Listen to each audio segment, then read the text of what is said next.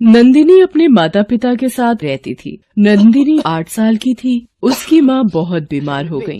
नंदिनी के पिता ने बहुत से डॉक्टर बदले पर फिर भी कोई फायदा नहीं हुआ। नंदिनी की माँ को नंदिनी की फिक्र थी। उसे पता था कि वो बच नहीं पाएगी। एक दिन नंदिनी की माँ ने उसके पिता को बुलाया और कहा, सुनो जी, मुझे पता है मैं अब बच नहीं पाऊंगी। मेरे जाने का समय नजदीक है। बस मुझे नंदिनी की चिंता है। वो मेरे बिना कैसे रहेगी। आप मेरे मरने के बाद उसे संभाल लेना। नंदिनी को आप मेरी कमी कभी भी महसूस मत होने देना। आप मुझे वचन दो, आप उसका ध्यान रखोगे ना? ये तुम कैसी बात कर रही हो जानकी? तुम्हें कुछ नहीं होगा। तुम जल्दी ही ठीक हो जाओगी और नंदिनी का तुम ही ख्याल रखती आई हो और आगे भी तुम ही रखोगी। कुछ दिनों बाद जानकी का स्वर्गवास हो जाता है। नंदिनी और उसके पिता अकेले रह जाते हैं। नंदिनी अक्सर अपने पिता से पूछती है, पिताजी, माँ कहाँ चली गई? माँ की बहुत याद आती है पिताजी। मुझे माँ के हाथ से ही खाना खाना है। नंदिनी मेरी बिटिया, तुम्हारी माँ आसमान का तारा बन गई है। किसी तरह गणेश नंदिनी को खाना खिलाकर सुला देता है, पर गणेश बहुत चिंता में पड़ जाता है कि नंदिनी एक माँ के प्यार के बिना कैसे पलेगी, बड़ी होगी। उसे यही महसूस होता है कि नंदिनी को एक माँ के प्यार की जरूरत है। अगले दिन गणेश की मौसी गांव से आती है। वो गणेश को नंदिनी की खातिर फिर से घर बसाने को कहती हैं, ताकि नंदिनी को एक माँ का प्यार मिल सके। मौसी और रिश्तेदारों के बार बार जोर देने पर गणेश नंदिनी की खातिर दूसरी शादी करने के लिए तैयार हो जाता है। कुछ दिनों बाद गणेश की शादी माला नाम की लड़की से हो जाती है। गणेश नंदिनी को बताता है कि माला उसकी नई माँ है। नंदिनी माला को नई माँ के रूप में देखकर बहुत खुश होती है। माला स्वभाव से बहुत ही चालाक और तेज तर्रार थी। गणेश के सामने तो वो नंदिनी से बहुत प्यार से बात करती थी, मगर जब गणेश काम पर जाता तो माला पीछे से नंदिनी पर बहुत अत्याचार करती थी। नंदिनी माला के व्यवहार से बहुत दुखी होती थी, पर माला के डर से वो अपने पिता को कुछ नहीं बता पाती थी। नंदिनी अपनी माँ की तस्वीर को सीने से लगाकर रोने लगती थी। अब माला की अपनी भी एक बेटी पैदा हो गई थी, जिसका नाम पूर्वी था। माला ने नंदिनी पर बिल्कुल ध्यान देना बंद कर दिया था। धीरे धीरे नंदिनी और पूर्वी बड़ी हो गई। नंदिनी बहुत ही सुंदर और समझदार हो गई थी, जबकि पूर्वी बहुत ही लापरवाह और बिगड़ी हुई थी। हर वक्त पार्टियों में घूमना, शॉपिंग करना, यही उसका काम था। पूर्वी भी अपनी माँ माला की तरह ही नंदिनी को तंग किया करती थी। सारा दिन अपना काम करवाना, नंदिनी पर अत्याचार करना, यही सब बचपन से अपनी माँ माला से उसने सीखा था। नंदिनी के प्रति दोनों के इस व्यवहार को देखकर नंदिनी का पिता गणेश बहुत दुखी होता था और यही सोचता था कि काश वो दूसरी शादी ना करता तो नंदिनी को सौतेली माँ का अत्याचार ना सहना पड़ता। एक दिन पूर्वी अपनी माँ से बोली, माँ, मेरी अलमारी में ये कुछ फटे पुराने कपड़े रखे हैं, बेकार की जगह घेर रहे हैं, इन्हें नंदिनी को दे दो। वैसे भी कल मैं मार्केट से शॉपिंग करके आई हूँ, तो नए कपड़ों के लिए जगह बन जाएगी। पूर्वी, तुम नंदिनी को अपने फटे पुराने कपड़े दे रही हो, शर्म आनी चाहिए तुम्हें। एक तो मेरी बेटी अपने कपड़े दे रही है, ऊपर से तुम मेरी बेटी को ही सुना रहे हो। चल पूर्वी अपने कमरे में, ये दोनों बाप बेटी तो तुझे नजर लगा देंगे। नंदिनी रोने लगती है। गणेश नंदिनी को चुप होने को कहता है। एक दिन पूर्वी को एक फोन आता है, जिसे सुनकर वो खुश हो जाती है। वो अपनी माँ माला से कहती है, माँ, अभी अभी मेरी सहेली सुषमा का फोन आया है। हमारे शहर में एक बड़ी कंपनी अपनी मैगजीन के कवर पेज के लिए बेस्ट मॉडल चुनने के लिए ऑडिशन लेने वाली है। इसके लिए एक स्टेज शो होगा। जो भी मॉडल ड्रेस में सबसे अच्छी दिखेगी वही ये स्टेज शो जीतेगी। माँ, मैं ही वो कंपटीशन जीतना चाहती हूँ। मेरी जगह और किसी भी मॉडल की फोटोज मैगजीन के कवर पेज पर नहीं छपेगी। हाँ हाँ मेरी बच्ची, तुम देखना, हम ऐसी ड्रेस डिजाइन करवाएंगे कि सारे जज बस तुम्हें ही देखते रह जाएंगे। माँ, सुषमा ये भी कह रही थी कि इस शो में शहर के नामी बिजनेसमैन मिस्टर किशोरी लाल जी का इकलौता बेटा पंकज भी आने वाला है और सुना है फाइनल नतीजा उसी के कहने पर निकलेगा। अरे, ये तो बहुत ही बढ़िया बात है। अगर एक बार किशोरी लाल के बेटे को तुम अपनी खूबसूरती का दीवाना बना दो और वो तुमसे शादी करने के लिए पागल हो जाए तो कसम से हमारी तो जिंदगी ही बदल जाए। बस अब देर मत कर, जल्दी से तैयारी में लग जा इस कंपटीशन की। नंदिनी उन दोनों की सारी बातें सुन रही होती है और फिर अपनी ओर देखती है। फटे पुराने कपड़े, धूल से सने बाल। वो अपनी ओर देखकर चुप हो जाती है।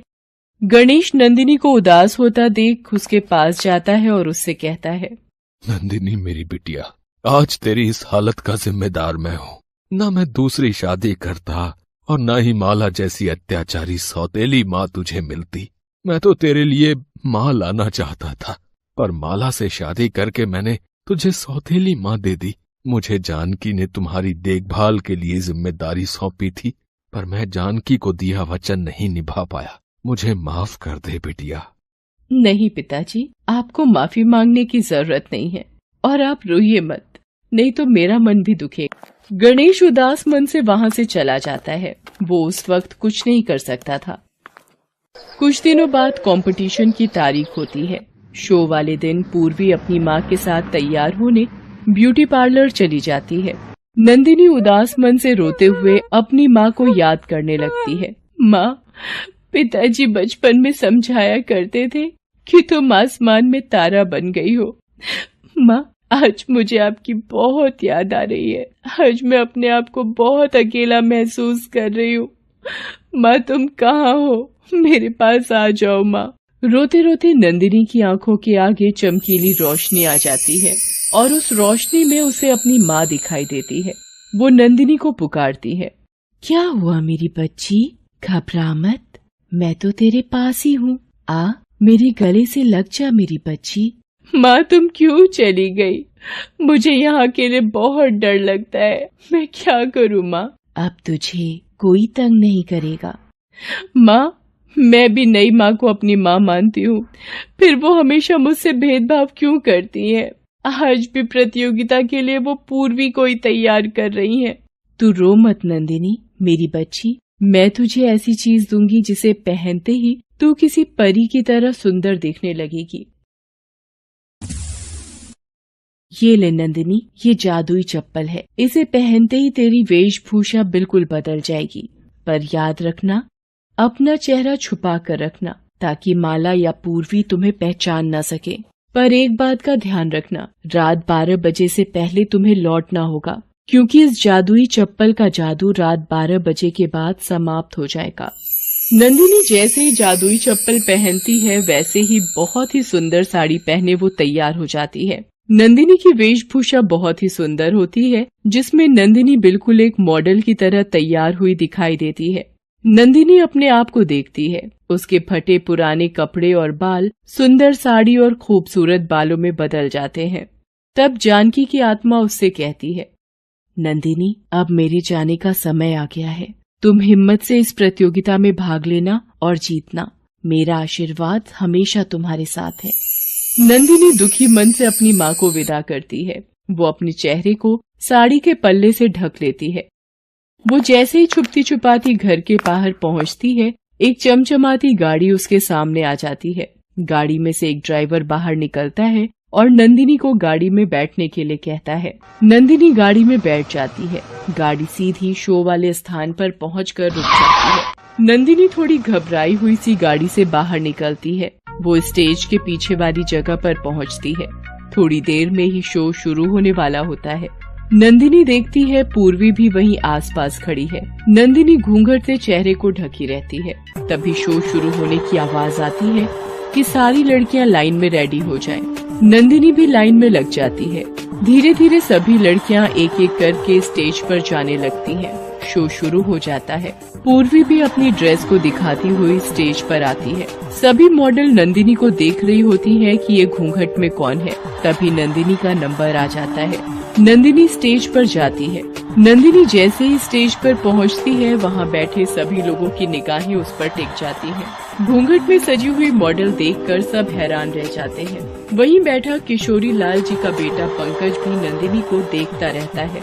माला की नजरें लगातार नंदिनी पर टिकी हुई थी कि आखिर ये कौन है। नंदिनी वहाँ बैठे सभी लोगों को हाथ जोड़कर नमस्कार करती है।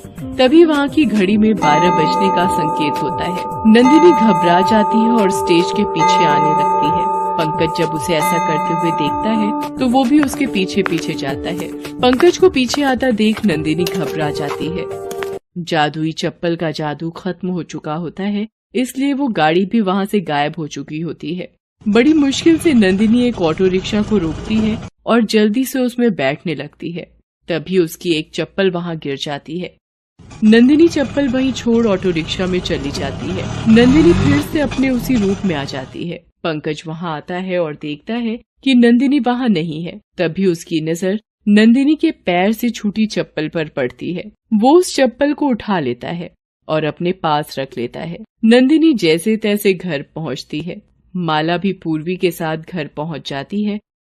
मुझे तो अभी तक ये समझ नहीं आ रहा कि वो मॉडल कौन थी जिसने साड़ी में घूंघट निकाल रखा था। अरे होगी कोई राह चलती सस्ती मॉडल। ये सब छोड़ो माँ, बस तुम देखना, ये खिताब तो मैं ही जीतने वाली हूँ, क्योंकि पंकज की नजरें सिर्फ मुझे ही देख रही थी। नंदिनी चुपचाप उनकी बातें सुनती रहती है। अगले दिन पंकज अपने ऑफिस में आता है और मैनेजर को बुलाता है। सुधीर, मुझे वही मॉडल चाहिए अपने कवर पेज के लिए जिसने कल रात साड़ी के साथ घूंघट कर रखा था। उस मॉडल का लिबास बहुत ही सुंदर था। मुझे सभी मॉडल की लिस्ट चाहिए। ये जितने भी मॉडल कल स्टेज शो में भाग लेने आई थी, एक एक करके उन सभी के घर का पता निकालो। ये चप्पल उन्हीं में से एक मॉडल की है। हमें पता करना है कि जिस मॉडल के पैर में ये चप्पल पूरी आ जाएगी वही कल रात साड़ी में थी। पंकज मैनेजर को सभी मॉडल्स के घर भेजता है। मैनेजर एक एक करके सभी मॉडल्स के घर जाता है और उन्हें उस चप्पल को पहनने को कहता है, पर चप्पल किसी भी मॉडल के पैर में पूरी नहीं आती। मैनेजर वापस लौट आता है और पंकज को सारी बात बताता है। पंकज सोच में पड़ जाता है कि आखिर वो कौन थी जो कल साड़ी में घूंघट किए शो में भाग लेने आई थी। पंकज ऑफिस से घर आ जाता है। रात को सोते वक्त पंकज के सपने में नंदिनी की माँ जानकी की आत्मा आती है। उठो पंकज, तुम जिस लड़की की तलाश में हो वो तुम्हें पूर्वी के घर पर ही मिलेगी। तुम कल एक बार फिर से पूर्वी के घर जाओ। वहाँ जाकर चप्पल उस लड़की को पहनाना। उस लड़की के पैर में ये चप्पल आ जाएगी। अचानक से पंकज का सपना टूट जाता है और उसकी आंख खुल जाती है। वो सपने के बारे में सोचता रहता है और ऑफिस जाकर मैनेजर से कहता है कि पूर्वी जिसने शो में भाग लिया था उसके घर वो खुद जाना चाहता है। पंकज पूर्वी के घर पहुंचता है, पर उसे वहाँ माला और पूर्वी के सिवा कोई दूसरी लड़की नजर नहीं आती है। वो माला से कहता है, क्या आपके घर से किसी और लड़की ने भी शो में भाग लिया था? नहीं नहीं पंकज जी, शो में सिर्फ पूर्वी ने ही भाग लिया था। हमारे घर में और ऐसा कोई है ही नहीं जो मॉडल हो और पूर्वी की तरह सुंदर हो। ये कौन है जो सामने झाड़ू लगा रही है? पंकज जी, ये हमारे घर में काम करती है। सुनो, जरा इधर आना। जी, आपने मुझे बुलाया? जरा इस चप्पल को पैर में पहन सकती हैं आप? माला और पूर्वी पंकज को ऐसा करते देख हैरान हो रही थी, क्योंकि उनको भनक तक नहीं थी कि नंदिनी ही वो मॉडल हो सकती है। पंकज नंदिनी को वो जादुई चप्पल पहनने को कहता है। नंदिनी जैसे ही वो चप्पल पहनती है उसके पैर में पूरी आ जाती है। पंकज को यकीन हो जाता है कि नंदिनी ही असली मॉडल है जो कल रात साड़ी में आई थी। पंकज नंदिनी को दूसरी चप्पल लाने को कहता है।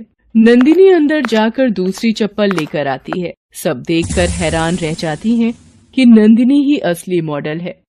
तभी नंदिनी का पिता गणेश आ जाता है।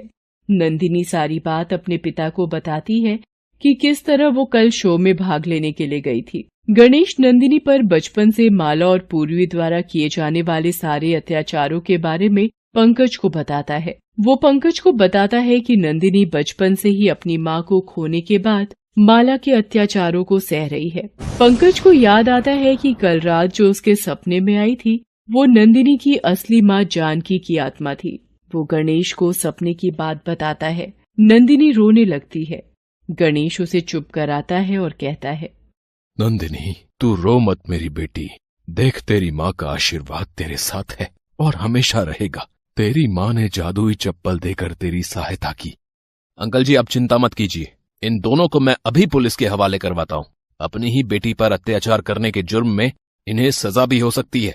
शायद ये इस बात से बेखबर हैं। नहीं नहीं पंकज जी, ऐसा मत कीजिए।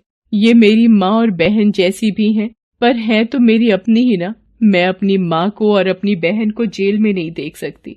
ऐसा मत कीजिए पंकज जी, पुलिस को मत बुलाइए।